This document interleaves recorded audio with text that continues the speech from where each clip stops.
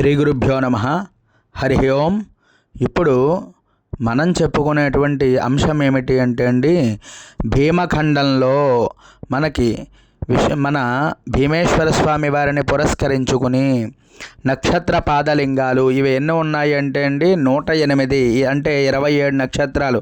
ఒక్కో నక్షత్రానికి 4 పాదాలు, 4 పాదాలు చొప్పున 27 నక్షత్రాలకి చూసుకున్నట్లయితే భీమఖండంలో ఏ పాదానికి ఆ పాదం ఉన్నది ఒక భీమఖండంలో మాత్రమే. ఇంకా ప్రపంచంలో ఎక్కడా కూడా నక్షత్ర పాదలింగాలు అనేటువంటివి లేవు. నక్షత్రలింగాలు అయితే మనకి తమిళనాడు రాష్ట్రంలో ఉన్నాయి, కానీ పాదలింగాలు అయితే మనకి చక్కగా భీమఖండంలోనే మరి ఉన్నది. ఈ యొక్క భీమఖండాన్ని దర్శనం చేసుకోవాలి అంటేనేట ఎన్నో జన్మల్లో ఉండేటువంటి పుణ్యం ఉంటే కానీ మనం చేసుకోలేమండి. అందువల్లే భీమఖండం చాలా విశేషమైనటువంటిదిగా చెప్పబడింది. ఈ యొక్క భీమఖండంలో కూడా మనకి చాలామంది ఋషులు మునులు కూడా తపస్సు చేసినటువంటి ప్రదేశము. అంతేకాకుండా దక్షుడు కూడా యజ్ఞాన్ని చేశాడు, అలాగే సతీదేవి కూడా ఆత్మార్పణమైంది కూడా ఇక్కడే. అందువల్ల మరి వీరభద్రుణ్ణి ఇక్కడ దక్షయజ్ఞం కూడా భగ్నం చేసింది కూడా మరి భీమఖండంలోనే. మరి భీమేశ్వర స్వామిని పురస్కరించుకుని అంతటి విశేషమైనటువంటి భీమఖండంలో ఈ యొక్క 108 లింగాల్ని మరి మనం చేసుకుంటున్నామండి. ఒక్కొక్క లింగాన్ని కూడా దర్శనం చేసుకుంటూ వస్తున్నాం. మరి ఇదంతా కూడా ఎన్నో జన్మల్లో సుకృతం ఉంటే కానీ ఇలాంటివి మనం చేయలేము. మరి సరే, ఇక్కడికి వచ్చేటప్పటికి ఇప్పుడు మనకి మృగశిర నక్షత్రం అండి. ఇది మృగశిర నక్షత్రం 1వ పాదం. ఇది తాళరేవు గ్రామం అండి. ఇది ఎలా వెళ్ళాలి ఇప్పుడు చూసుకుందాం. మనం ద్రాక్షారాన్ని చూసుకున్నట్లయితే ద్రాక్షారం టు యానం వెళ్ళాలి. యానం నుంచి మనం చక్కగా కాకినాడ వెళ్ళేటువంటి రూట్లో అయితే మనకి తాళరేవు అనేటువంటి గ్రామం వస్తుందండి. తాళరేవులో దిగి అక్కడ కేశవపురం అని ఉంటుందన్నమాట. అది అంటే తాళరేవులోనే ఆ ఏరియా పేరు కేశవపురం అంటూ ఉంటారు. చక్కగా అక్కడికి వెళ్ళినట్లయితే మనకి ఈ యొక్క స్వామివారు భద్రకాళి సమేత వీరేశ్వరుడు అండి. భద్రకాళి సమేత వీరేశ్వర స్వామి వారి యొక్క దేవస్థానం. ఇది కూడా చాలా పెద్ద గుడి ఉంటుందండి.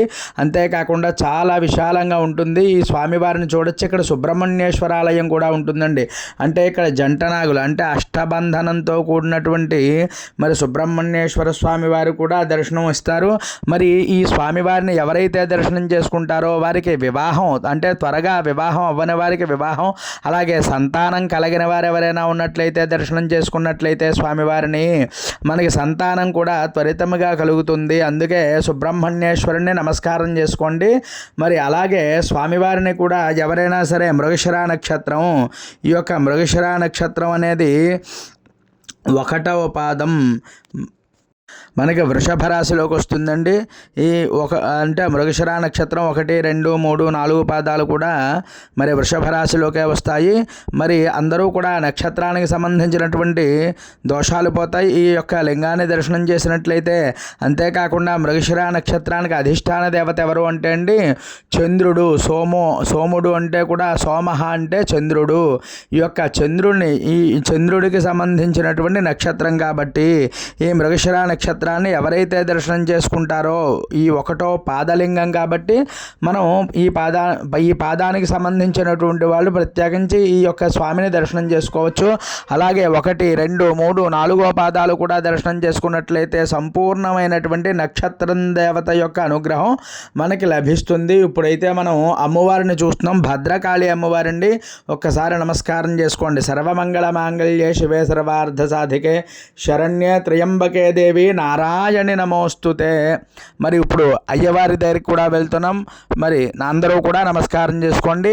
నమస్తేస్తు భగవన్ విశ్వేశ్వరాజ మహాదేవాయ త్రయంబకాయ త్రిపురాంతకాయ త్రికాగ్ని కాలాజ కాలాగ్ని రుద్రాజ నీలకంఠాయ మృత్యుంజయాజ సర్వేశ్వరాజ సదాశివాజ శ్రీమన్మహా దేవాయ నమః. భద్రకాళీ సమేత వీరేశ్వర స్వామినే నమః.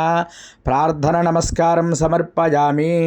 అందరూ కూడా చక్కగా స్వామివారిని దర్శనం చేసుకోండి. మనకి ఇది కూడా చాలా పెద్ద లింగమే ఉంది. మరి అందరూ కూడా భక్తి శ్రద్ధలతో నమస్కారం చేసుకోండి. వీలు ఉన్న వాళ్ళు వెళ్ళి దండం పెట్టుకోండి. లేకపోతే కనుక మన ఛానల్లో చూసి తప్పకుండా దర్శనం చేసుకోండి. మరి ఈ యొక్క వీడియో మీకు నచ్చినట్లయితే లైక్ చేయండి, కామెంట్ చేయండి, షేర్ చేయండి. ఇంకా ఎవరైనా మన ఛానల్ని కనుక సబ్స్క్రైబ్ చేయకపోతే సబ్స్క్రైబ్ చేయండి.